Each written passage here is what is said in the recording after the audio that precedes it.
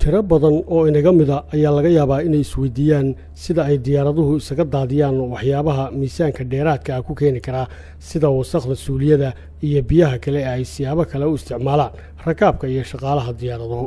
inagu oo ka wada dhirigsan inay diyaaraduhu muddo dheer duulimaad ku jiraan mar kastana ay tahay in laga ilaaliyo culays dheeraad ah si loo xafido shidaalka ay isticmaalayso khabiirka dhanka farsamada diyaaradaha ee jaamacadda Hamburg ee dalka Jarmalka Dimitri Schulz waxa uu wax kama jiraan ka soo qaaday in diyaaraduhu wasakhda suuliyada ay iska daadiyaan xilliga ay duulimaadka ku jiraan waxaana uu sheegay intaasi aanay marnaba dhici karin isla markaana ay tahay arrin hadday dhici lahayd saameyn ku yeelan lahayd dadka dhulka jooga laakiin dhanka kale khabiirku waxa uu qaray in diyaaraduhu xilliga duulimaadka iska daadiyaan qaybo ka mid ah biyaha sida kuwa ay rakaabku ku faraxashaan ama wejiga iskaga maydhaan iyadoo la furo qasabad ay bannaanka u furan oo ka tagta bullaacadda faraxalka ee diyaaradda waxaana uu sheegay in taasi ay keenayso in la dhimo miisaanka diyaaradda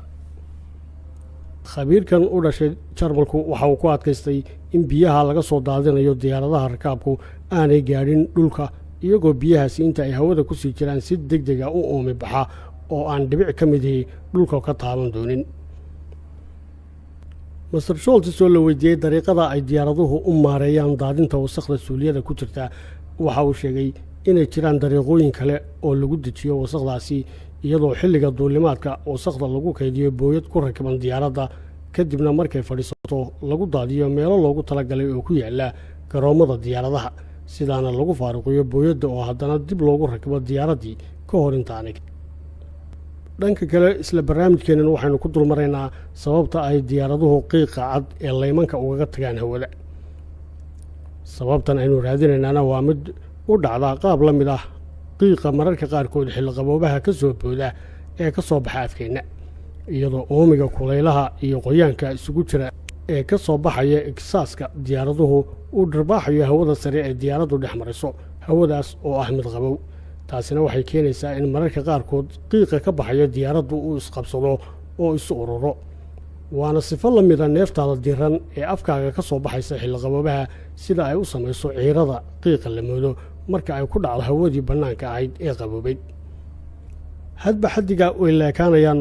laymanka cadcad ee diyaaraduhu kaga tagaan hawada waxay ku xidhan tahay joogga sare ee diyaaraddaasi duulayso inta uu gaadhsiisan yahay xaddiga diyaaraddaasi la eg tahay xamuulka ay sido iyo heerkulka cimilada ee halkaa ka jira waxaana dhici karta in aad laymankaa marna aragto mar kalena arki weydo taasoo ay sabab u noqonayso in xilli kulaylaha uu yaraanayo muuqaalka laymanka cadcad amaba aanay jirinba halka xilli qaboobaha aanay roobabku jirinna aad si ballaadhan uga bogan karto laymankaasi cadcad ee diyaaraduhu ay kaga tegayaan hawada